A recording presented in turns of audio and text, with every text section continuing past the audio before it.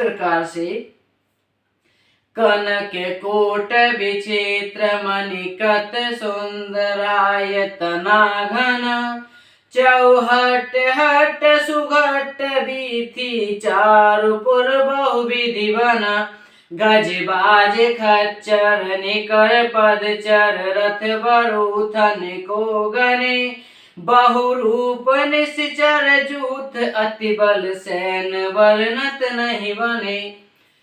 अर्थात विचित्र मणियों से जुड़ा हुआ सोने का परकोटा है। जो लंका है वो विचित्र सोने की मणियों से बनी हुई है। उसके अंदर बहुत से सुंदर सुंदर घर हैं। लंका एक बहुत बड़ा किला था जिसके अंदर घर थे सोने के बने हुए। चौराहे, बाजार, सुंदर मार्ग और गलियां भी हैं। सोचिए, किले में बाजार भी है, गलियां भी हैं, चौराहे भी हैं। सुंदर नगर बहुत प्रकार से सजा हुआ है। जो लंका थी बहुत ही प्रकार से अच्छे ढंग से सजी हुई थी। हाथी घोड़े खच्चरों के समूह, हाथी भी थे, घोड़े भी थे, खच्चरों का भी समूह था तथा पैदल और रथों के समूह को कौन गिन सकता था। वहां पर विशाल गिनती में हाथी, घोड़े, खच्चर, रथ वहां पर थे। अनेक रूपों के राक्षसों के दल, बहुत ही, जो भाई रावण अपने आप में एक विद्वान था लेकिन राक्षस जाति से वो था, तो उसके पास लंका में बहुत से राक्षस रहते थे। तभी तो कहते हैं हनुमान जी की अनेक रूपों के राक्षसों के दल हैं। उनकी अत्यंत बलवती सेना वर्णन करते नहीं बनती। इतनी बड़ी सेना है कि मैं वर्णन कैसे करूं। इतनी बड़ी सेना है कि मैं वर्णन कैसे करूं, क्योंकि वो बहुत ही शक्तिशाली हैं। सुंदर कांड का जो दूसरे दोहा के बाद जो छंद आते हैं उसमें 3 छंद आते हैं। पहला छंद हमने यहाँ पर पूरा किया है।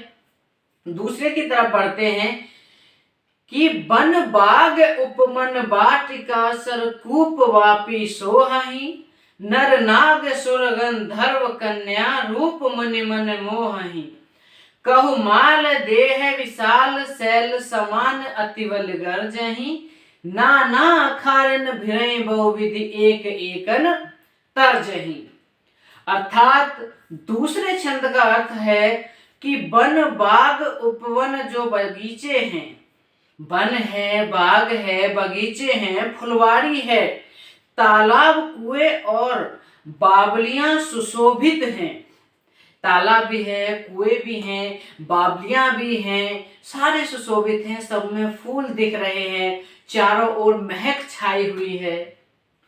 मनुष्य, वहां पर मनुष्य भी हैं, नाग, देवताओं और गंधर्वों की कन्याएं। देखिए, मनुष्य भी हैं, देवता भी हैं, नाग भी हैं, गंधर्वों की कन्याएं अपने सौंदर्य से मुनियों के भी मन को मोह लेती हैं।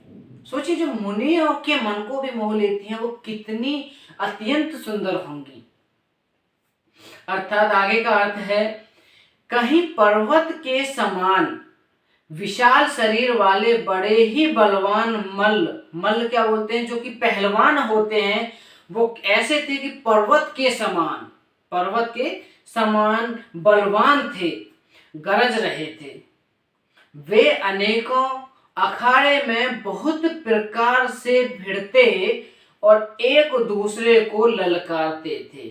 जो पहलवान थे वहां पर वो अखाड़े में भिड़ते हैं और एक दूसरे को ललकारते हैं और अपनी ताकतों को आजमाते हैं कि कौन ज्यादा बलशाली है।